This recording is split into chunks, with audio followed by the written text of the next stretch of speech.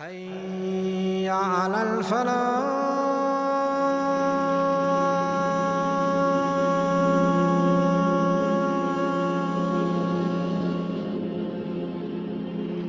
Andulus, Spain, in fact, is the largest country in the entirety of Europe.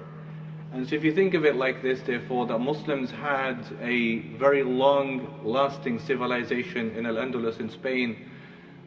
Their presence was for about 700 to 800 years in the largest country in Europe. We had Khilafah system of Islam running civilization in the largest country in Europe. Why did the Muslims have an interest to go to Europe, to Spain, to Al-Andalus? In the year 711, a man called Musa ibn Nusayr, who was the governor of Africa, took a young man called Tariq ibn Ziyad, who was around 19, 20 years old, and he made him the general of his army and also appointed him as governor of Tangiers. This was part of the Umayyad Khilafah decision making to go to Al-Andalus. One thing that Muslim historians write about is a popularized story. In this story, you have a person called Julian. Julian is the Count of Quetta. Quetta is the northeast, the furthest northeast of Maghreb, Morocco is Quetta, furthest northwest is the Tangiers. What happened, the story goes, that the Count of Quetta, Julian, had a problem with the king of Spain, of Al-Andalus, called Roderick. And the alleged story goes that the Count Julian of Quetta had a daughter, and the daughter was sent to Spain to study in one of the schools of King Roderick. And when she was there, she was mistreated in a bad way. And so out of his sense of vengeance or revenge, he wanted to exact against King Roderick of Spain. He allied with the Muslims, or he assisted the Muslims in arriving into Al-Andalus. This is a very popular story. She herself is popularized as Safa Rumiya. She figures prominently in that early episode of the arrival of the Muslims. And so in the year 711, Tariq bin Ziyad takes an army. He has about 500 infantry, 500 cavalry, and they cross the Straits of Gibraltar and they arrive into Al-Andalus. Gibraltar, you might know, is named after him. It's Jabal al-Tariq, the Mount of Tariq, which they named Gibraltar, named after him. When he arrives, what does he see? Who's there in Spain? Spain is ruled by the Visigothic people. And so when the Muslims arrived, these Visigoths, too many of them, embraced Islam, accepted Islam, because they saw the similarity between Arianism and Islam.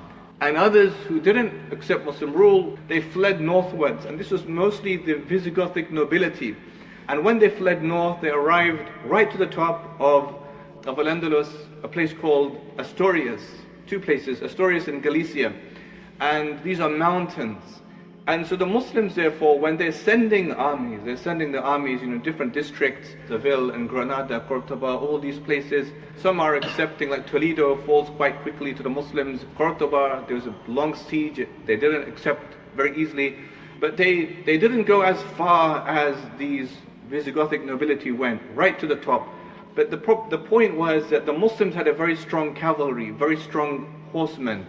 And the horsemen struggled to go all the way up to the mountains. And this is why they thought, well, it's only a few of them, they can't cause them damage because we shouldn't trouble ourselves too much. But it was a mistake. This initial small band of Christians in the Asturias and Galician mountains would grow. And they became, kind of a small power unto themselves. They refused to pay taxes. They were kind of independent, small independent autonomous rule. And so when the Muslims sent this small, contingent to try and engage with them, there was surprise attack. Now Christians, they depict this battle of Covadonga as the spark of the Inquisition. They depict it as the first victory of Christianity against Islam in that land. The Muslims, they say, it was more like a skirmish. But the point is, as a presence, they remained in the mountains of Asturias. Muslims, they consolidated power and rule when they first arrived into Al-Andalus. The next year, 712, July, Musa ibn Nusayr met him with a big contingent of 7,000 people. Who else was there? So it was the Christians, there were also Jews. There were Jews living in Spain. How were they treated? They were treated very badly. So before the Muslims arrived, what was happening with the Jews? The Jews were persecuted. And so when the Muslims arrived, they saw this minority of the Jews and they gave them rights. The Jews were not allowed to have synagogues, the Muslims were allowed to rebuild their synagogues. And the Muslims made a very famous treaty called the Treaty of Theodomir. This is why you have Jewish historians like Zion Zohar says that when the Muslims crossed the Strait of Gibraltar, the Jews welcomed them as liberators from Christian rule. Now in the Treaty of Theodomir that they made with Visigoths, the Catholics, they had rules. Not to destroy churches was one of them, not to break crucifixes was another one of them, not to disrupt them on their national holidays like on Easter or Christmas time was one of them. And it was really welcomed by the Christians because they thought, well, that's actually a great deal for us. They could worship in their own ways, in their own places, but of course under the rule of Islam. The Jews had their rights and really seemed quite a good deal for people. Except of course for the Christians of the north, and they would grow and they would grow. Now we come to the 720s. The Muslim ruler was a man called Samh ibn Malik al-Khawlani. He took his army and they went to Toulouse, in France. They've taken Spain, now they're pushing further north into France. They get to Toulouse. And in Toulouse they meet an army fighting under Duke Odo of Aquitaine. And they have a victory. They defeated the army of Duke Odo of Aquitaine. Samh ibn Malik al-Khawlani is celebrated as this great fighter, general. But Duke Odo of Aquitaine was present in the battle, but then he vanished, he just went away under secrecy. And they thought he had left, he had not left, he had gone to receive help from a man called Charles Martel. And Charles Martel was like they call him the Prince of the Franks. But he wasn't interested. So Odo of Aquitaine is telling him that the Muslims are just coming because they've taken the whole of Spain and they're coming north, they're going to take France also. He wasn't interested because he thought they're not that powerful. They can't do that. Because remember that France was the Christian base. The Pope lived in France. The church was very strong in France. And so, not interested. And so Duke Odo then returns. And when he returns, surprise attack against Samh ibn Malik al-Khawlani, and he's martyred there. In 730, the new Muslim, governor called Abdurrahman al-Ghafiqi, rahimahullah, he takes his army and they go to Aquitaine itself. So the power base of Duke Odo of Aquitaine, he went straight there to Aquitaine itself. And when he gets there, again, there's a defeat of Duke Odo. Duke Odo is not there. They go as far as Bordeaux. This is France. This is like they're going further north, and there's a victory. Now Duke Odo, what does he do? He goes back to the same person that he told him not interested. He goes back to Charles Martel and he says, look, you told me that they're not strong enough, but they've just defeated us all over again in my power base of Aquitaine, so please send us help, reinforcements, do something.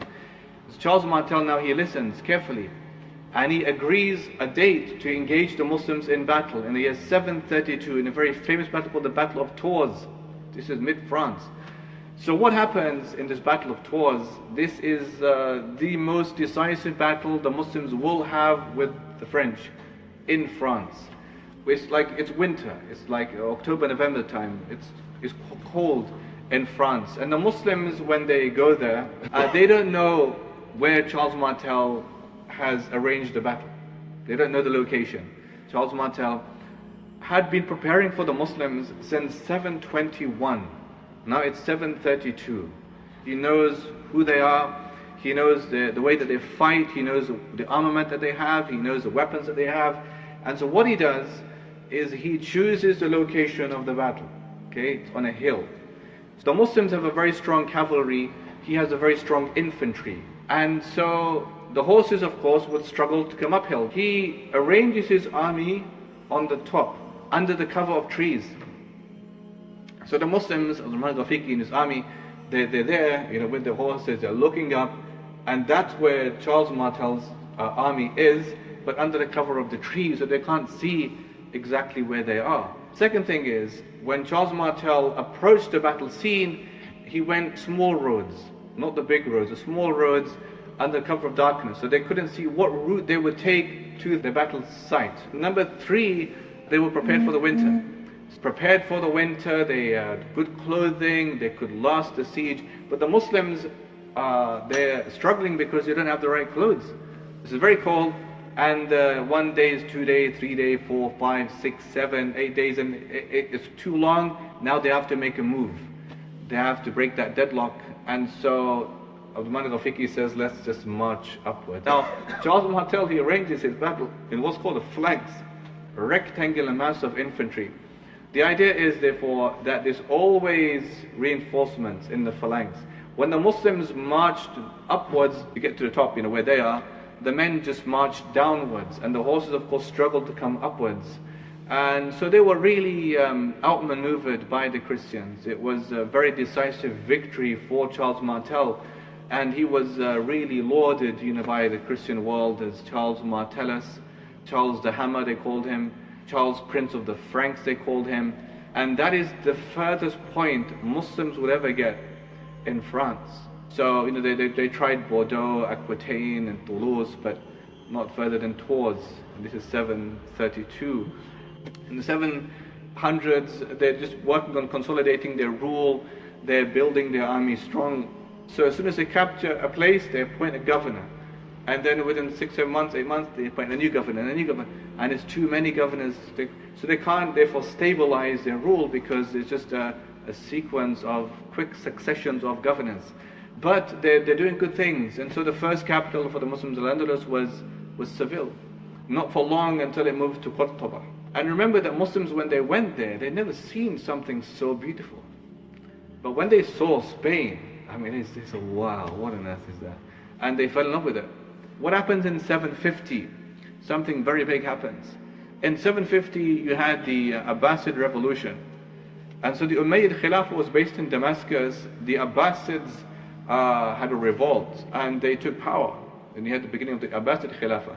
But there was one boy who was 19, 20 years old, who survived. They called him Saqr Quraysh, the Falcon of Quraysh.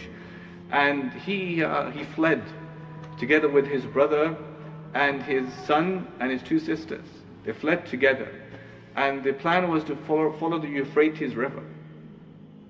He's a Berber, so he has like orangish hair, so easily recognizable. And so the Abbasids sent mercenaries out to try and track him, find him, going from Damascus, Palestine, Sinai, until they get to Egypt. The mercenaries catch up with them, and so they kind of throw themselves in the Euphrates River. And they tried to swim to safety. But his brother couldn't swim too well, and so he swims back to shore. The Abbasid mercenaries are waiting for them, but he has no choice except to carry on going, and so he carries on going. Now he has a slave with him, a Berber slave called Badr. He leaves his sisters behind in a caravan because they're less likely to be harmed.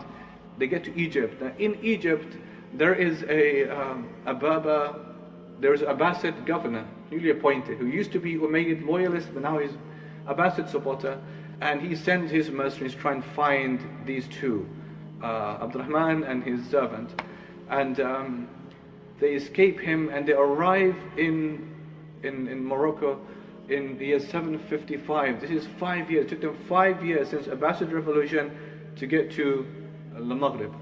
Now, the great bulk of Muslims in Al-Andalus are Syrians. That's where the Umayyad Khilafah was. You had the Umayyad dynasty based in Damascus. And so what he does is he sends, his servant Badr to go to Damascus and find out, like a reconnaissance mission, will they accept him if he comes into Al-Andalus? And so he goes there and he says, it's good ground for you because they're waiting for someone like you to lead them. And so when he goes there, crosses, they welcome him and they appoint him, and he becomes the Umayyad ruler. So now it's a bit odd because you have the Abbasid Khilafah dynasty, you have the birth now of the Umayyad Khilafah, and then you have another one which is the Fatimid Shia. They have their own Khalif. These 3 kind of power bases at the same time. But he does a beautiful thing, Abdurrahman, because he deals with the people with justice, and they love him because he's from them. The most important ruler was not Abdurrahman the first Saqr Quraysh. It was in fact Abdurrahman the third. He was the most celebrated Muslim ruler. He was the Khalif, and he really transformed Al-Andalus. Abdurrahman III worked with Jewish people as well as Christians. He made, in that time, what came to be known as convivencia, which is the coexistence of Muslim Jews and Christians together building this amazing civilization. He had a Jewish diplomat called Hasdai ibn Shaprut. He would send him to major centers like Constantinople, Rome, to bring them in and see the splendor of Al-Andalus. What was happening in Al-Andalus? The Muslims, Abdurrahman III's great idea, great thinking. One of the first things he did was he reduced the taxes upon the people. And so therefore he dealt with them with a lot of mercy, with a lot of kindness and goodness, and they really began to love him. He sought to do away with divisions. So rather than having independent rulers think about one single rule, he did that. Qurtuba was the capital of Al-Andalus, so Seville for a short time, and then Qurtuba was the main city. And Qurtuba became known as the city of lights. Qurtuba was the first lighted lamp city. 10,000 lamps in the city of Qurtuba. In that one city, you had 300 libraries. 300 libraries in one city. 600 masajid. 50 hospitals in Qurtuba. Abdurrahman III, the Khalif, has a personal library of 300,000 books. Putting the emphasis on learning, he sets up makatib for blind students, makatib for disabled students. You know what was the madhab that was in Spain? It was the Maliki madhab. Yahya ibn Yahya al-Laythi was the Maliki Imam of Al-Andalus. He studied the Muwatta at the feet of Imam Malik himself.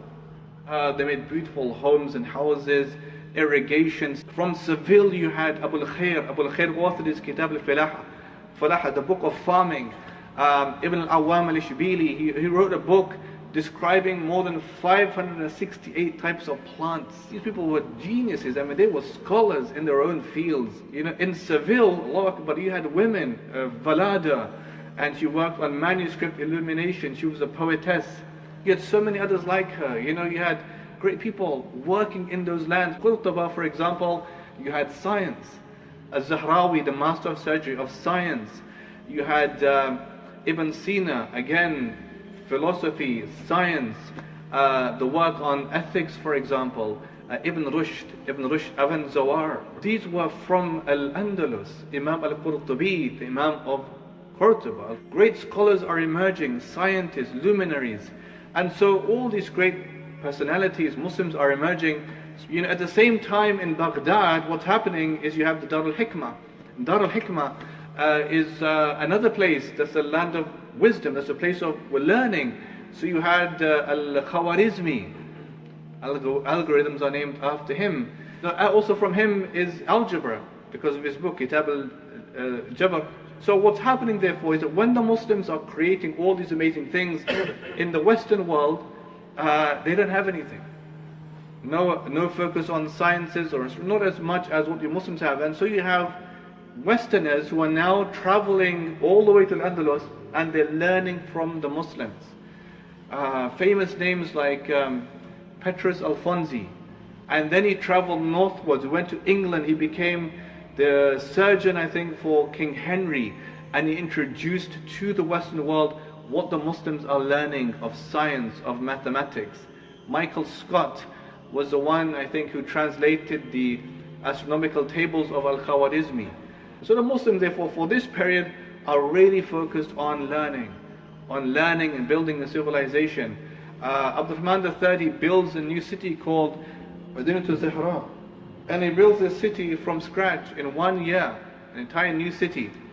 And this whole city was therefore to show the Western world, they would bring in these diplomats and dignitaries to see the splendor of Al-Andalus, a new city just for the purpose of pomp. It's quite sad, actually, to be honest with you. It's quite a sad thing, because although a lot of achievements being made and a lot of things are happening, and historians reflect back on it, and they say, well, where were things going wrong?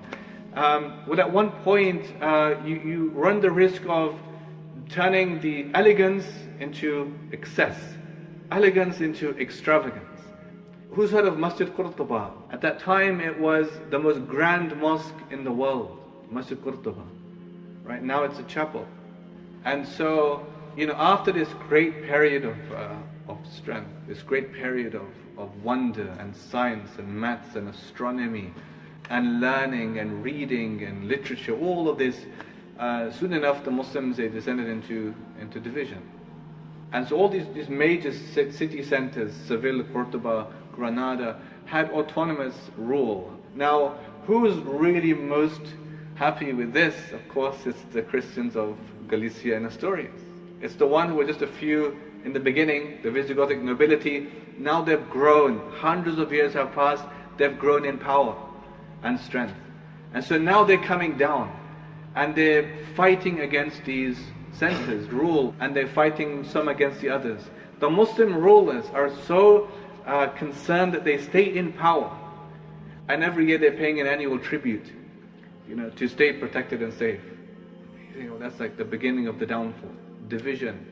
That's the beginning of the downfall for the Muslims. There were efforts, alhamdulillah, by people like Yusuf ibn Tashfin from the Maghrib.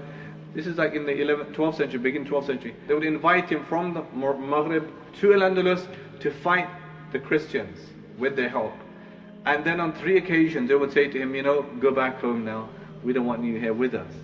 On the 3rd time, however, he stayed there, and he defeated these Muluk al-Tawa'if, and he brought back a semblance of the previous unity that existed. And that lasted for a while, until the Muslims had one very crushing defeat in the year 1212 in the Battle of Las Navas to Tolosa, and they never recovered really from that defeat. That gave the Christians the biggest stronghold against the Muslims. And then really what followed, in the next centuries or so, is the Muslims were losing their lands. They lost Seville 1246, 1247. Even before that, James I of Aragon expels 100,000 Muslims from Aragon. Muslims have to wear different colored clothing to be recognized as Muslims. Muslims are charged higher taxes. Muslims are not allowed to live in the city centers, they have to live outside. You had walled compounds. They lose Seville, Aragon, Arcos, all these places, and they're finding their last place of refuge in Granada. And then you get to like 1501. This is even before the Muslims get to Granada to make it their base. There was a big fire in Granada, 1501, the Great Fire of Granada, in the city center of Granada, where they burnt all the books. So all the books we're speaking about, in a grand fire, they burnt everything. All the Qur'ans, Hadith, books of tafsir, books of science, except the ones that were gold and silver binded, because they could use that to make money. But they just burnt everything. And so then began the process of Muslims living in secrecy. This is also a remarkable episode in the history of the Moriscos. The Moriscos were the Muslims who, outwardly Catholics, but inwardly they were Muslims. Everything was prohibited. Now they get to a stage where Arabic, and so they sought to ban Arabic for all people. And so you had this great period of the Moriscos. So 1501, all the books are banned. They all get to Granada. One good thing was the fact they take all their skills with them. Right? So all these scientists and scholars, they all go to one city called Granada, and they make it a beautiful city. They build the Alhambra Palace, and you might have noticed all around Alhambra, what's written everywhere? La ghalib illallah. Right? There's no victor except Allah, no victor except Allah. Everywhere in the whole of Alhambra. But of course, where they got to was a consequence of some things. In this whole period, the Crusades happened. This is another reason why the Christians became so strong. A lot of evidence that the first crusading front was Spain, not Al-Quds. And so, they couldn't survive very long. At the end, they made terms, with the Christians, and that was really the end of the Muslim existence in Al-Andalus. Allah in the Quran says, these are days we alter amongst the people. There was a very famous poet, scholar called Al-Rundi, wrote a poem at the fall of Seville. He says, everything, nothing reaches its perfection right? Everything has a fault, has a defect. Nothing will last forever. Everything will come down. And these lands, he says, were not supposed to last forever. Qawhun, that Allah mentions in the Quran. Where is all of his gold today? Where is Ad and Thamud, these great, terrible, tyrannical civilizations? Where are they today? How many scholars passed through Qurtuba once upon a time? Where is it today? He says, for all of them came something that they could not return from until they passed, and it's as if they didn't exist there in the first place. Meaning death came to every single one of them. And then we will pass as if we weren't even there in the first place. And this was a reminder, therefore, not to lament, not to feel defeated, no, to learn lessons from. Spain really is the only place in the world where I think Islam was established in full and removed in full. Established in full. Khilafah, Khalif, civilization, all of this learning, scholars, and then removed in full. And so, a lot of lessons for us to learn, about this place. Assalamu alaikum.